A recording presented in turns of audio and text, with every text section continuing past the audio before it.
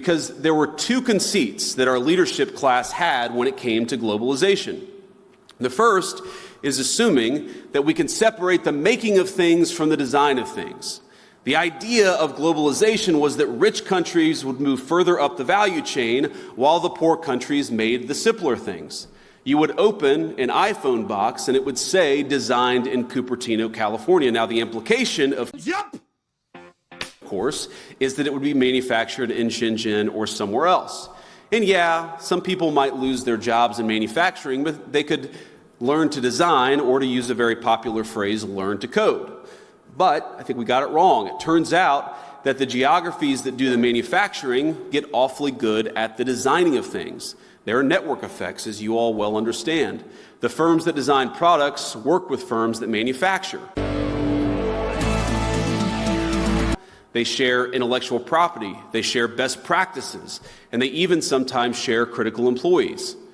Now, we assume that other nations would always trail us in the value chain, but it turns out that as they got better at the low end of the value chain, they also started catching up on the higher end. We were squeezed from both ends. Now, that was the first conceit of globalization. I think the second is that cheap labor is fundamentally a crutch. And it's a crutch that inhibits innovation. I might even say that it's a drug that too many American firms got addicted to. All right. Now, if you can make a product more cheaply, it's far too easy to do that rather than to innovate. And whether we were offshoring factories to cheap labor economies or importing cheap labor through our immigration system, cheap labor became the drug of Western economies. And I'd say that if you look in nearly every country from Canada to the UK that imported large amounts of cheap labor, you've seen productivity stagnate. I don't think that's not a total happenstance. I think that the connection is very direct. Yes, definitely. Now, one of the debates you hear on the minimum wage, for instance, is that increases in the minimum wage force firms to automate.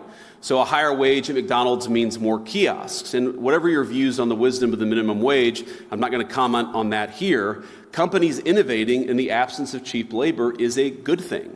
I think most of you are not worried about getting cheaper and cheaper labor. You're worried about innovating, about building new things, about the old formulation of technology is doing more with less. You guys are all trying to do more with less every single day. Yep.